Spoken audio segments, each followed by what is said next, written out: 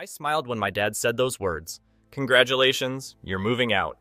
I just nodded and handed him the house deed. Then I told him good luck with the property taxes next month. As I packed my stuff, I couldn't help smiling. The hidden claw would start working in 10 days.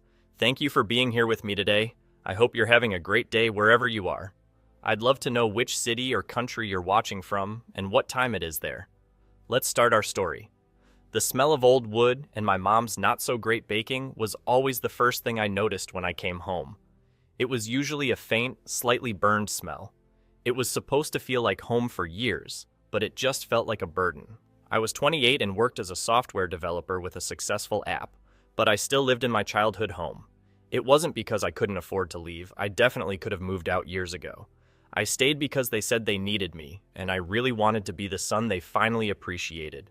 From the time I got my first job at 16, my money wasn't just mine, it was family money.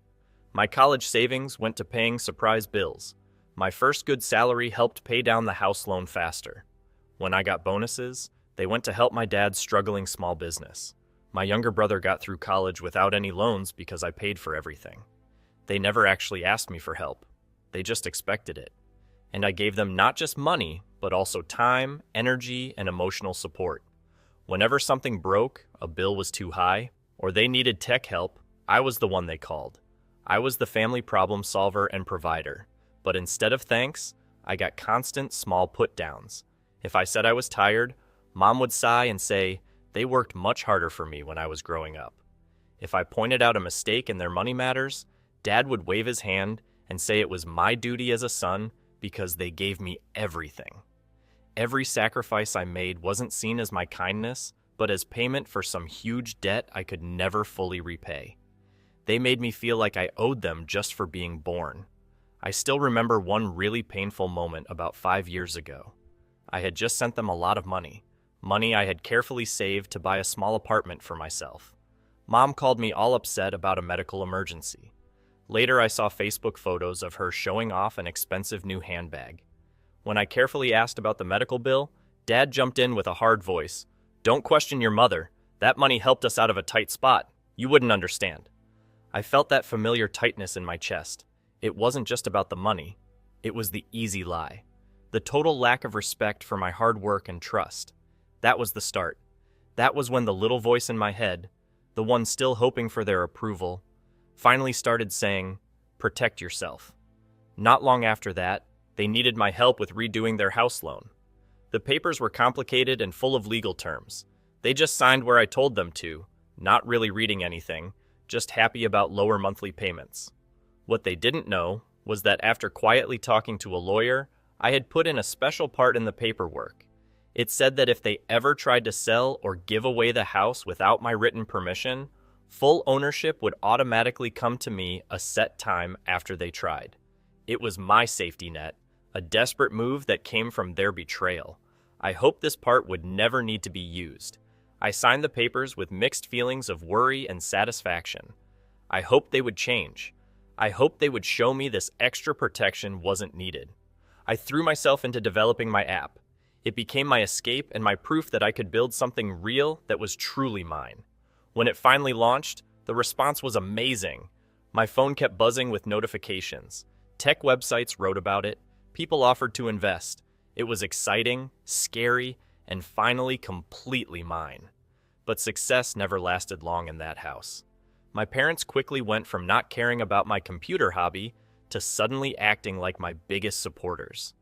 At family get-togethers, Dad would trap relatives in conversations, puffing out his chest, saying, my guidance made Daniel the man he is today. We gave him the stable home and support he needed to succeed. Mom would nod and add, we always believed in him, even when things were tough. My success wasn't seen as my own achievement. Instead, it was shown off as proof of their great parenting skills. Every time they took credit, I felt like they were erasing me from my own life story. They always used to steer talks away from my achievements if I tried to mention them myself. It was a familiar pain, but now sharper because of my growing anger. The feeling in the house changed. They still demanded just as much, but their tone was different. There was a new sense that my success was now their even bigger money pot to draw from. I started pulling back, spending more time alone in my room and working later hours. The tension was so real you could almost touch it, thick and choking. They noticed I was becoming distant, but saw it as me being stuck up. They decided it was time to show me who was boss. It happened on a regular Tuesday evening, not during a holiday dinner or a serious family meeting. Just after I finished cleaning the kitchen from a dinner I had paid for. Dad called me into the living room. Mom sat next to him on the couch with her hands folded, watching with what she probably thought was a supportive smile. "Daniel," Dad started, with that same smug look from when we did the mortgage paperwork. "Your mother and I have been talking. You're doing so well for yourself now. You're independent." He paused, letting those words hang in the air. My stomach tightened. I knew exactly where this was going. He leaned forward and picked up some papers from the coffee table. The house deed. "So we think it's time for you to stand on your own 2 feet." He pushed the deed toward me. "Congratulations, you're moving out." The words came with the casual meanness of a landlord kicking out a problem tenant, not a father talking to his son. My heart pounded, but my voice stayed steady. Years of pushing down pain had taught me self-control. I nodded slowly and deliberately. I picked up the deed. The paper felt crisp and somehow heavy with all my past sacrifices and my secret plan. I looked him in the eye, not with fear, but with something he didn't recognize. Quiet determination. "Thank you, Dad," I said softly. I looked at the deed in my hand, then back at him. "Good luck with the property taxes next month." I saw a flash of confusion in his eyes, quickly replaced by his usual dismissive attitude. He just nodded again, expecting me to break down, to beg, to argue. I didn't. I turned and walked out of the living room, leaving the house's symbolic weight in his hands. As I walked to my room to start packing, a small, real smile formed on my lips. The hidden protection in the paperwork would activate in 10 days if they went forward with their plan. The outcome was on its way. Packing was a strange, quiet process. Everything I touched held a memory, but the feelings had changed. The old wood smell now just felt like being trapped. The worn-out rug felt less like family history and more like something I had outgrown. I wasn't just packing my stuff. I was shedding a skin that had become too tight and painful to wear anymore. Leaving the house felt less like walking out a door and more like stepping off a cliff. The quiet in the cheap temporary apartment I found was so loud it hurt. It made the emptiness inside me feel bigger. After years of seeing myself as the family provider and the good son, there was now a huge empty space. I felt the raw pain of being so easily tossed aside after everything I had done. And I was scared. What if my plan failed? What if the special clause wasn't enough? The flood of texts and calls started almost right after I moved my last box. They weren't asking if I was okay or if I needed any help. No, the first call from Mom was a crying accusation. "How could you leave like this? You've abandoned us." This was followed by Dad's sharp, demanding texts. "We need to talk about the house," and "Your brother's tuition is due next month." They still saw me as their ATM, just temporarily out of reach. But the real panic hit a few days later. I got a bunch of frantic, misspelled texts from Dad, followed by an angry voicemail. "What did you do to the deed? The bank said there's a problem. We can't refinance." Then things got worse. Their accusations turned nasty. They started calling relatives and mutual friends, creating a story about how terrible I was. "Daniel's trying to steal our house. He's become so greedy since he made money." My phone kept buzzing with questions from people I hadn't heard from in years. It hurt deeply to hear their lies spreading and to feel my reputation being damaged by the people who were supposed to love me. Every lie they told felt like a fresh knife wound, but it also made me more determined. The fear started turning into a cold, focused anger. They weren't just taking my money and time, they wanted to take my good name too. I turned to the few people I truly trusted. First was my lawyer, Mr. Harrison, a calm older man who knew all about property law. I explained everything, the history, the situation, and why I had put that special clause in the paperwork. Mr. Harrison listened patiently and reviewed all the documents. "Mr. Daniel," he said in his steady voice, "the clause is ironclad. You predicted this behavior years ago. Their attempt to sell or use the property without your permission has triggered it. As of the date specified, 10 days from their attempt, ownership legally transfers to you. They're walking into a trap they didn't see because they never read the fine print. His factual, objective confirmation felt like being handed a shield. I wasn't crazy. My actions, even though they came from pain, were legally sound, just self-protection. Then there was my friend Mike. I called him and poured out the whole story. The years of sacrifice, the put-downs, my app's success, getting kicked out, the special clause, and their campaign to make me look bad. He listened without interrupting. When I finished, feeling drained and exposed, he simply said, "Dude, that's messed up. You didn't break the family, Daniel. They did. You had the smarts to protect yourself. That's not being greedy. That's being smart." His simple support was a lifeline. He saw the real me, not the twisted version my parents were creating. He was the first person besides someone I was paying who made me feel like I wasn't the bad guy in my own life story. He showed me a healthier kind of connection, a new type of family not built on obligation or mind games. My parents' tactics grew more desperate. Legal threats by email, calls from numbers I didn't know that hung up when I answered, social media posts vaguely talking about an ungrateful child. I mostly blocked or ignored them, forwarding anything that might matter to Mr. Harrison. I focused on my work and building my new life. No matter how empty the apartment felt, it was still better than before. The date Mr. Harrison mentioned was getting closer, the day when the clause would fully activate. A showdown was unavoidable. They wouldn't give up without a fight. Neither would I. The meeting was set for Thursday morning at Mr. Harrison's office, neutral ground for this battle. They requested it, probably hoping the formal setting and seeing me in person would let them use their old tricks to manipulate me, to shame me into canceling the clause. They thought I'd break under pressure.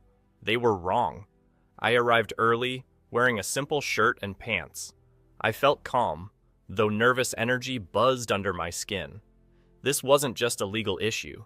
It was the result of 28 years of wanting to be seen, of being used, and finally standing up for myself. Mr. Harrison was there, his presence a steady anchor of professionalism and legal facts. My parents arrived looking like they were going to church instead of a legal battle. Dad wore a suit with an expression carefully designed to show wounded dignity. Mom was in a pastel dress, holding a tissue, her eyes filled with what I knew were fake tears ready to fall.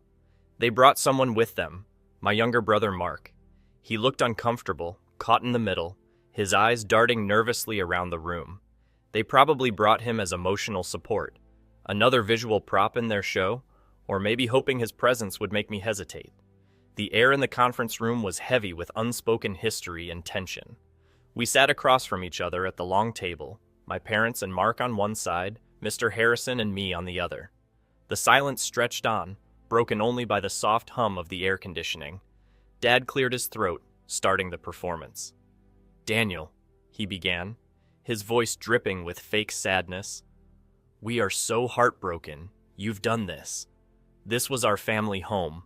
Everything we worked for." He launched into their well-rehearsed story, their sacrifices, my supposed ungratefulness, their shock at the betrayal of the clause. Mom dabbed at her eyes, letting out quiet sniffles right on cue. They told twisted versions of events, painting me as a villain driven by pure greed. "Since your app took off, we only ever wanted what was best for you," Mom whispered, her voice shaking slightly.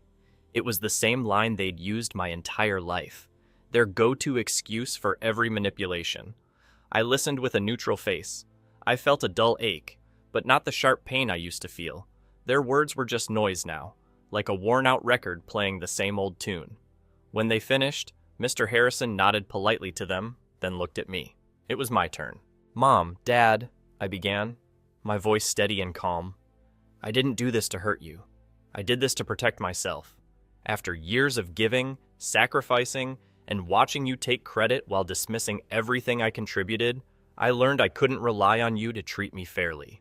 I mentioned the specific betrayal about the fake medical emergency again briefly, connecting it to why I created the clause in the first place. I paused, letting the weight of my words sink in. And especially not now. I looked at Mr. Harrison. "Mr. Harrison, Could you please present the evidence? Mr. Harrison opened his briefcase and took out several printed emails and documents. He placed them on the table and slid copies across to my parents and Mark. These, Mr. Harrison stated calmly, are email communications between Mr. Daniel's parents and a real estate agent dated 2 days after Mr. Daniel moved out. They detail the immediate listing of the property, requesting a rapid sale due to urgent financial needs, Mr. Harrison explained. My parents visibly stiffened. They clearly hadn't expected this. Mr. Harrison continued, his voice completely factual. Further documentation includes a loan application denial citing existing significant debt that Mr. Daniel was apparently unaware of, and correspondence discussing using the entire proceeds from the swift sale of this house to cover their existing financial problems and move into a smaller, less expensive rental property. The air went completely still. This wasn't just proof they were selling, it showed their immediate plan after kicking me out, their hidden money troubles, and their scheme to take the full value of the house I had largely paid off. It wasn't just about convenience. It was a calculated move to cash out and leave me with nothing except a damaged reputation. Dad's face turned a mottled red. Mom gasped, dropping her tissue. Those are private, Dad sputtered, reaching across the table as if to grab the papers. Mr. Harrison calmly placed his hand over them. The evidence wasn't just confirmation of their past behavior, it was undeniable proof of their current, immediate, and selfish plan that they put into action the moment they thought they controlled the house. And then the shockwave hit Mark. He had been looking down at the documents, his face pale. He looked up first at the papers, then at our parents, his eyes wide with disbelief and growing horror. He knew I had supported him. He knew I'd helped with the mortgage. Seeing the hard evidence of their plan, a plan that would have left me with nothing and potentially even affected his own future support they'd promised based on my earnings, visibly shook him. He didn't say anything out loud, but he slowly pushed his chair back from our parents. It was a small, barely noticeable movement, but he was creating physical distance. His eyes met mine, and in them I saw not accusation, but confusion and a flash of understanding. He had become an unexpected ally. His silent reaction in that moment spoke louder than any shouted words could have. As these documents show, Mr. Harrison continued, his voice cutting through the sudden tense silence, Mr. Daniel's parents attempted to sell the property immediately after forcing him to vacate, without his consent. This action triggered the clause Mr. Daniel legally placed on the deed years ago, specifically to protect his significant investment in the property against such a maneuver, Mr. Harrison continued. He looked directly at my parents. As of today, the 10th day following your attempt to list the property, legal ownership of this house automatically transfers entirely to Mr. Daniel. You no longer own it. You cannot sell it. You cannot borrow against it. And you are legally residing there only at Mr. Daniel's discretion. He placed a final document on the table, a copy of the updated deed registered that morning. My parents' carefully built facade completely fell apart. Dad exploded, shouting accusations and pounding the table. Mom openly sobbed, not quiet tears now, but loud, wrenching cries. They tried to argue with Mr. Harrison, but he calmly repeated the legal facts. Their power over me, tied to the house and their financial control, was gone. Their plan had backfired in the worst way, leaving them exposed, defeated, and now facing the same financial trouble they had tried to escape using my sacrifices. I sat there watching them. What I felt wasn't sweet victory, but the sharp metallic taste of freedom bought at a terrible price. A knot I hadn't even realized had been in my chest for 28 years finally loosened. The aftermath was messy, as expected. My parents didn't accept defeat quietly. There were more threats, calls to other family members who weren't at the meeting, even a pointless legal challenge that Mr. Harrison quickly shut down. But their leverage was gone. The house was legally mine. My first move was to notify them through Mr. Harrison that they had a limited time to move out. It felt harsh, but necessary. This wasn't about revenge. It was about setting a final, clear boundary. The house, that physical symbol of my pain and their control, needed to be free of that energy. They protested, begged, threatened, but the legal reality couldn't be changed. Dealing with the house itself was complicated, both emotionally and practically. I ultimately decided to sell it. Walking through it one last time, seeing the rooms stripped of their familiar clutter felt like a final cleansing. The smell of old wood still lingered. It felt less like a cage now, and more like a museum of a life I was leaving behind. Signing the closing papers felt like the final decisive cut. It wasn't easy. I felt grief for the family I wished I had, and the home it should have been. But I also felt immense relief. The consequences for my parents were significant and honestly difficult to witness, even after everything. The evidence presented at the meeting, combined with their inability to sell the house, left them in a tough spot. Their money problems turned out to be much worse than anyone knew. Those secret debts were real after all. They had to sell most of their stuff and move to a tiny apartment in a rough part of town. Many friends and family members who saw Mark's evidence or heard the truth started to avoid them.